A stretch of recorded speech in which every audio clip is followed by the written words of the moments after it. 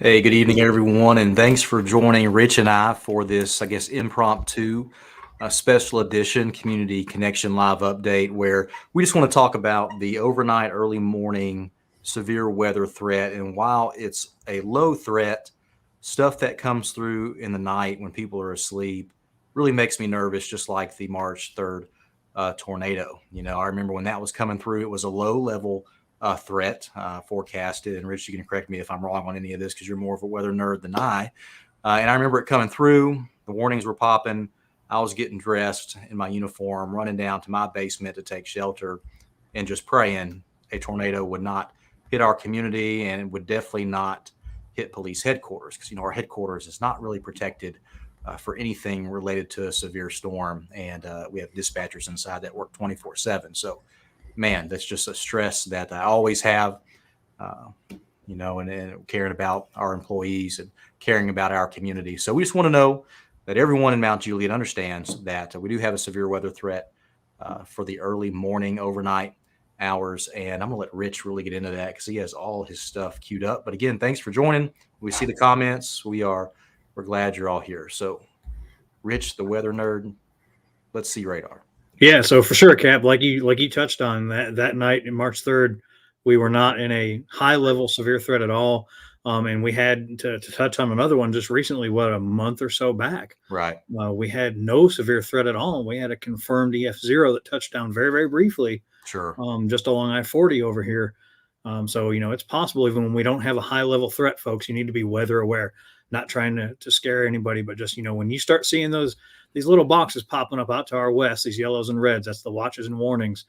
Just be weather aware. Have multiple ways to get warnings. Captain's going to talk about that a little bit. It's a good time to, even though you're going to be overnight, make sure you don't have your, sleeping overnight. Make sure you don't have your phones on do not disturb, or if you do, make sure your watches and warnings can get to you through your phones or through your weather radios or through our text alert app service that Captain's going to touch on a little more.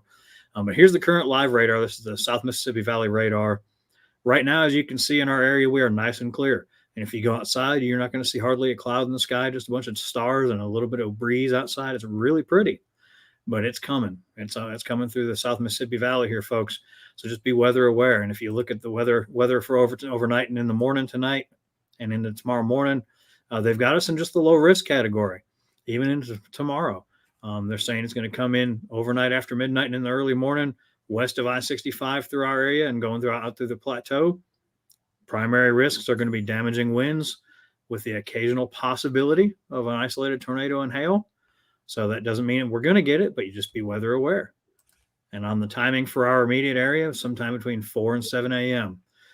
Could be a little before that, a little bit after that, but that's what they're shooting for, is between 4 and 7 a.m. for that main line to be coming through our area. And Rich, the latest I read through the area forecast discussion that the Weather Service sends out, seems like Nashville is closer to the 6 a.m. time frame for that, but it could speed up, it could slow down. So that's why Correct. 4 a.m. to 7 a.m. is kind of a good idea.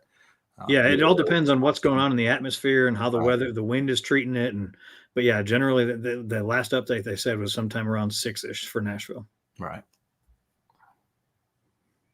Good deal. So let's go into just some weather safety. And of course, we may, tornadoes can spin up very quickly. So as the storm, line's coming through, be weather aware, like Rich keeps saying, kind of know what's going on out there. Be connected to your NOAA weather radio or a good source to get you a warning, a good reliable source. Never rely on the outdoor weather warning sirens. There's a lot of misconception about those sirens, and a lot of people think they're supposed to be heard inside a home.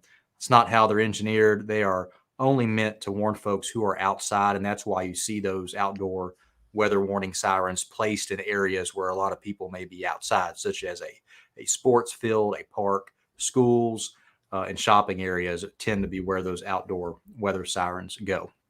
They're not made to wake you up. They're not made to alert you while you're inside. And you may very well hear them inside, but that certainly isn't what they are engineered or designed to do. But of course, if the Weather Service feels there's a storm capable of producing a tornado, they'll issue a tornado warning. And you definitely need to take shelter as quick as you can and go to a basement, interior room, wherever your safe spot is. But if a watch is issued, that just kind of means conditions are favorable. It doesn't mean a tornado is imminent, but the atmosphere is primed for potential tornadoes. And that's where you see that watch. So a warning and a watch is different. Watch means, hey, be aware.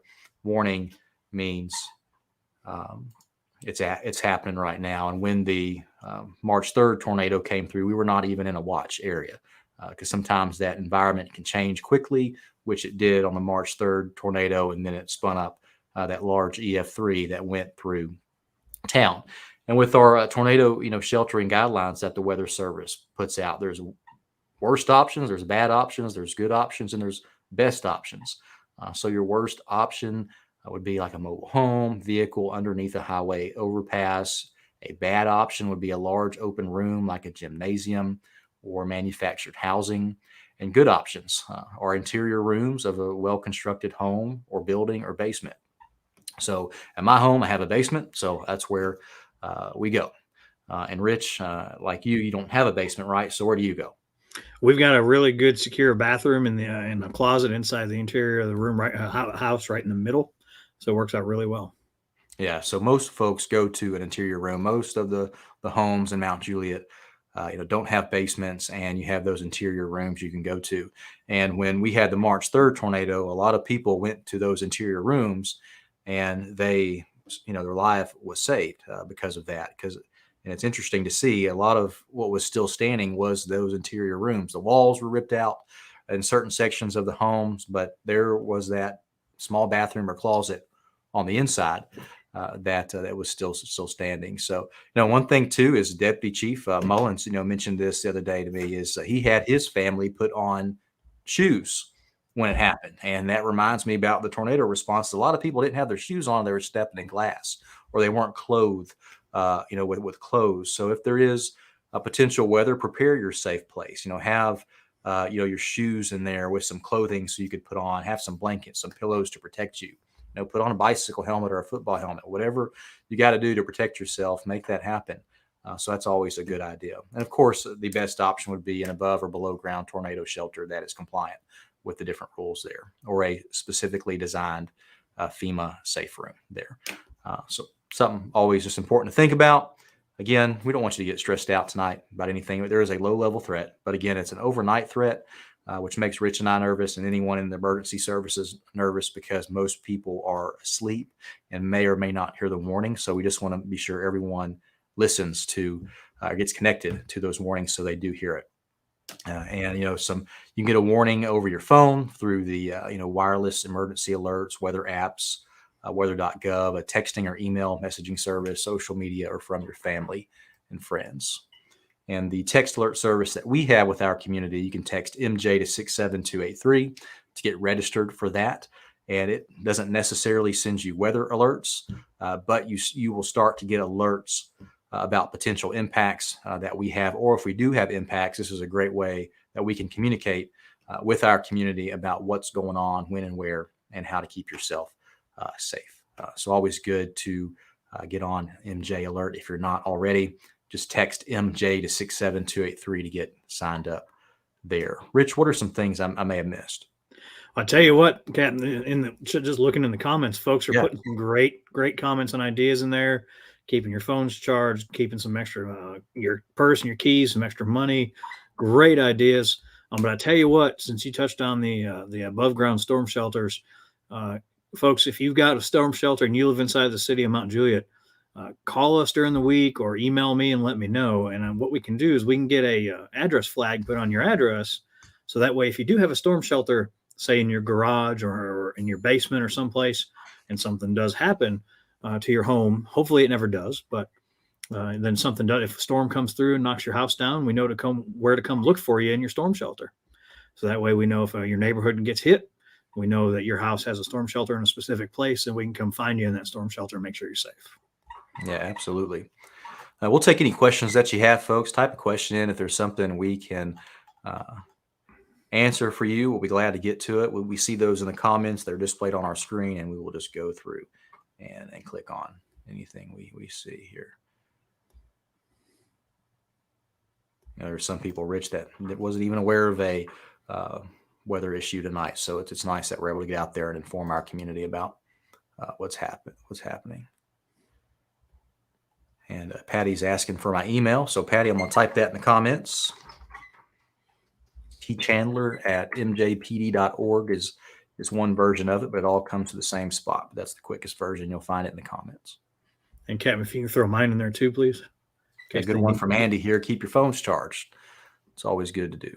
Is keep those phones charged. And I'll type Rich email in the comments as well.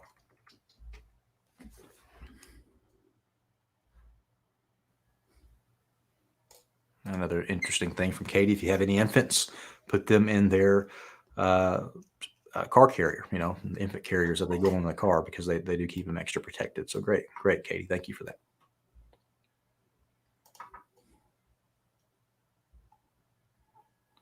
All right. But again, nothing to be stressed out about.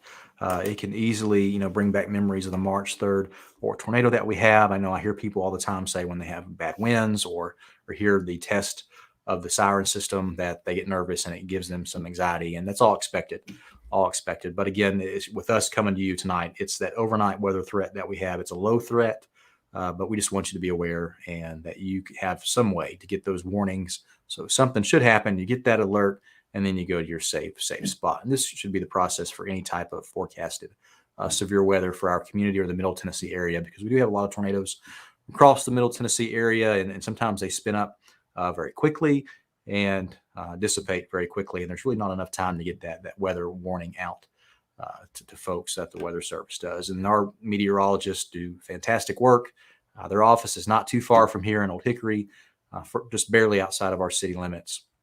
And a lot of the meteorologists live in this area, and they deeply care about our community. And we appreciate all the work that they do to keep our community and the Nashville area safe from that office.